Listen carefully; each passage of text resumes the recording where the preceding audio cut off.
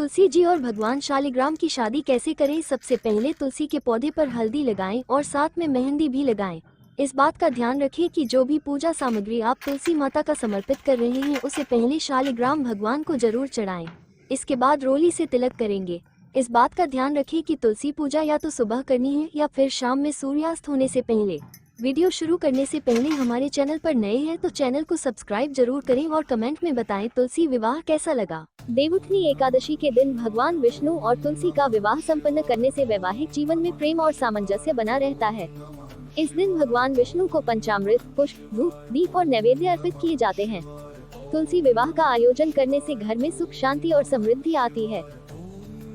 नमस्कार दोस्तों, आज हम आपको तुलसी पूजन और तुलसी की कथा सुनाते हैं। तुलसी जी की पूजा कैसे करें और तुलसी जी की सुंदर कथा सुनने के लिए हमारे चैनल को सब्सक्राइब जरूर करें। तुलसी की पूजा करते समय ध्यान रखें ये बातें। सबसे पहले तुलसी के पौधे पर हल्दी लगाएं और साथ में मेहंदी भी लगाएं।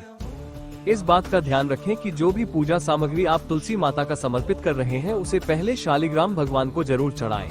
इसके बाद रोली से तिलक करेंगे। इस बात का ध्यान रखें कि तुलसी पूजा या तो सुबह करनी है या फिर शाम में सूर्यास्त होने से पहले। तुलसी से जुड़ी एक कथा बहुत सुंदर प्रचलित है। श्रीमद् देवी भागवत पुराण में इनके अवतरण की दिव्य लीला कथा भी बनाई गई है। एक बार शिव ने अपने तेज को समुद्र में फेंक दिया था। उससे एक महातेजस्वी बालक ने जन्म लिया। ये बालक आगे चलकर जलंधर के नाम से पराक्रमी दैत्य राजा बना। इसकी राजधानी का नाम जलंधर नगरी था। दैत्यराज कालनेमी की कन्या वृंदा का विवाह जलंधर से हुआ। जलंधर महाराक्षस था। अपनी सत्ता के मद में चूर उसने माता लक्ष्मी को पाने की कामना से युद्ध किया, परंतु समुद्र से ही उत्पन्न होने के कारण माता लक्ष्मी ने उसे अपने भाई के रूप में स्वीकार किया।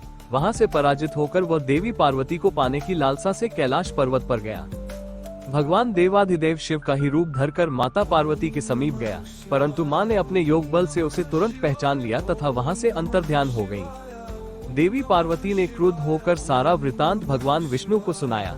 जलंधर की पत्नी वृंदा अत्यंत पतिव्रता स्त्री थी। उसी के पतिव्रत धर्म की शक्ति से जलंधर न तो मारा जाता था और न ही पराजित होता था।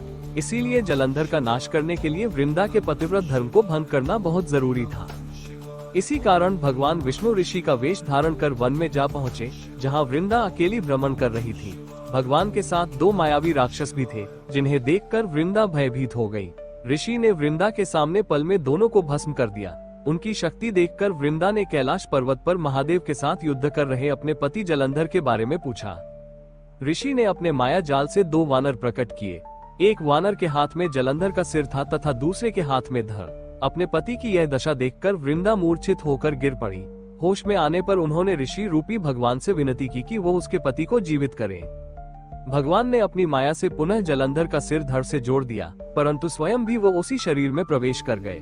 वृंदा को इस छल का जरा आभास न हुआ। जलंधर बने भगवान के साथ वृंदा पतिव्रता का व्यवहार करने लगी, जिससे उसका सतीत्व भंग हो गया। ऐसा होते ही वृंदा का पति जलंधर युद्ध में हार गया। इस सारी लीला का जब वृंदा को पता चला तो उसने क्रुद्ध होकर भगवान विष्णु को शिला होने का श्राप दे दिया तथा स्वयं सती हो गई। जहाँ वृंदा भस्म हुई वहाँ तुलसी का पौधा उगा। भगवान विष्णु ने वृंदा से कहा, हे वृंदा, तुम अपने सतीत्व के कारण मुझे लक्ष्मी से भी अधिक प्रिय हो गई हो। अब तुम तुलसी के रूप में सदा मेरे साथ रहोगी। जो मनुष्य भी मेरे शालिग्राम रूप के साथ तुलसी का विवाह करेगा उसे इस लोक और परलोक में विपुल यश प्राप्त होगा। जिस घर में तुलसी होती है वहाँ यम के दूत भी असमय नहीं जा सकते। गंगा व नर्मदा के जल में स्नान तथा तुलसी का पूजन बराबर माना जाता है। चाहे मनुष्य कितना भी पापी क्यों न हो, मृत्यु के समय जिसके प्राण मंजरी रहित तुलसी और गंगा जल मुख में रखकर निकल जाते हैं, वो पापों से मुक्त होकर वैकुंठ धाम को प्राप्त होता है। जो मनुष्य तुलसी व आंवलों की छाया में अपने पितरों का श्राद्ध करता है, उसके पितर मोक्ष को प्राप्त हो जाते हैं। उसी दैत्य जलंधर की यह भूमि जलंधर नाम से विख्यात है। भोले के भक्त चैनल को सब्सक्राइब करें। हर हर महादेव जरूर लिखें।